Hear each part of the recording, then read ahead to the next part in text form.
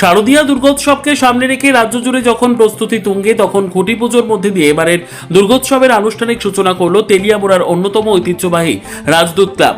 সোমবার সকালে বৈদিক মন্ত্রোচ্চারণ ও ধর্মীয় আচার অনুষ্ঠানের মাধ্যমে ক্লাব প্রাঙ্গণে সম্পন্ন হয় খুঁটি পুজো।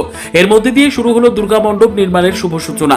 খুঁটি পুজোকে কেন্দ্র করে ক্লাব চত্বরে উৎসব মুখর পরিবেশের সৃষ্টি হয়। অনুষ্ঠানে ক্লাবের সদস্য শুভানুধায়ী এবং এলাকার বহু মানুষ উপস্থিত থেকে শারদোৎসবের শুভ সূচনার সাক্ষী হন। প্রায় 5 দশকেরও বেশি সময় ধরে রাজদূত ক্লাব তেলিয়ামুড়া তথা জেলার অন্যতম আকর্ষণীয় দুর্গাপুজোর আয়োজক হিসেবে সুনাম অর্জন করেছে। প্রতি বছরই অভিনব ভাবনা, নান্দনিক মণ্ডপসজ্জা, দৃষ্টিনন্দন আলোকসজ্জা ও সৃজনশীল উপস্থাপনার মাধ্যমে এই পুজো দর্শনার্থীদের বিশেষ আকর্ষণের কেন্দ্রবিন্দুতে পরিণত হয়। জেলার পাশাপাশি রাজ্যের বিভিন্ন প্রান্ত থেকে অসংখ্য দর্শনার্থী এই পুজো উপভোগ করতে ভিড় জমান। ক্লাব সূত্রে জানা গেছে, এবারের পুজোর মূল আকর্ষণ হতে চলেছে কালের ক্যানভাসে কুটির শিল্প শীর্ষক থিম। হারিয়ে যেতে বসা কুটির শিল্প ও মাটির শিল্পের ঐতিহ্যকে নতুন প্রজন্মের সামনে তুলে ধরার লক্ষ্যে নির্মিত হবে এবারের থিম মণ্ডপ। আগরতলার দক্ষ শিল্পীদের হাত ধরে গড়ে উঠবে এই বিশেষ মণ্ডপ। পাশাপাশি থাকবে আধুনিক আলোকসজ্জা ও নান্দনিক পরিবেশনা, যা দর্শনার্থীদের এক অনন্য অভিজ্ঞতা উপহার দেবে বলে আশা প্রকাশ করেছেন উদ্যোক্তারা। দুর্গাপুজোকে ঘিরে সাংস্কৃতিক অনুষ্ঠান সহ একাধিক আকর্ষণীয় কর্মসূচির পরিকল্পনা নেওয়া হয়েছে। উদ্যোক্তাদের আশা, অভিনব থিম ও সুপরিকল্পিত আয়োজনের মাধ্যমে এবারের রাজদূত ক্লাবের দুর্গোৎসব জেলার অন্যতম দর্শনীয় পুজোয় পরিণত হবে।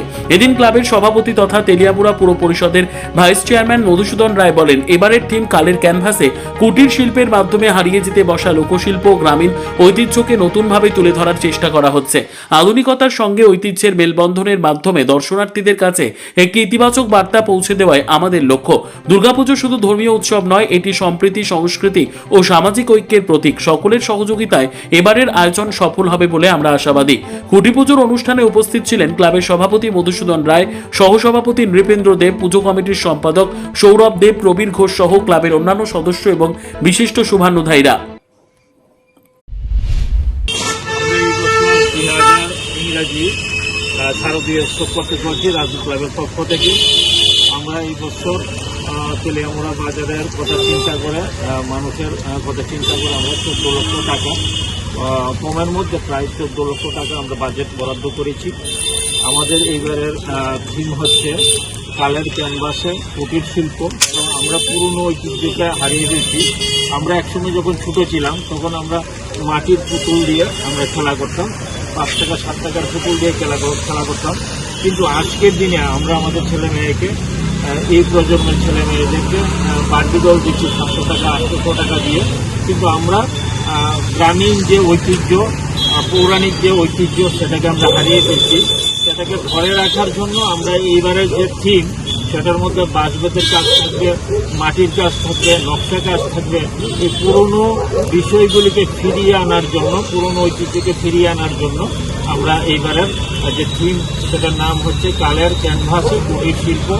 আমরা এই বছরের অনুষ্ঠানে মোটামুটি আমরা প্রিপারেশন নিয়েছিলাম। দুবার আমরা প্রস্তুতি নীতি করেছি, এলাকার মানুষকে নিয়ে, গ্রামের মানুষকে নিয়ে এবং তেলিয়ামুড়া বাজারের ব্যবসায়ীদেরকে নিয়ে। আমরা প্রাথমিকভাবে ওনাদের সঙ্গে আলোচনা করেছি, ওনাদের মতামত নিয়ে তারপর আমরা এই বাজেটটা করেছি। সার্বিক কথা চিন্তা করে, মানুষের কথা চিন্তা করে এই উৎসবের মাধ্যমে আমরা ত্রিপুরার মানুষের মঙ্গল কামনা করছি। কারণ আমরা দেবী দেবতার পুজো অর্চনা করি আমাদের কল্যাণের জন্য, আমাদের মঙ্গলের জন্য। আমরা জনগণের কল্যাণ চাই, মঙ্গল চাই, সুস্থ থাকা, ভালো থাকা, এবং আমরা সবাই সমৃদ্ধ হতে চাই, আমরা সবাই ভালোভাবে থাকতে চাই। সেটা আমরা ঈশ্বর। এবার আপনাদের প্যান্ডেল কোথা থেকে করেছে, মানে কোথাকার প্যান্ডেল? আমরা এইবার আগরতলার লোকাল যিনি শিল্পী, আমরা লোকাল শিল্পী আগরতলা থেকে, আগরতলা অরুন্ধতিনগর, ওনার বাসভূমি, ওনার সঙ্গে কন্ট্যাক্ট করেছি। উনি এসেছেন, ওনারা থিম দেখিয়েছেন আমাদেরকে, আমাদের পছন্দ হয়েছে। তারপর আমরা ওই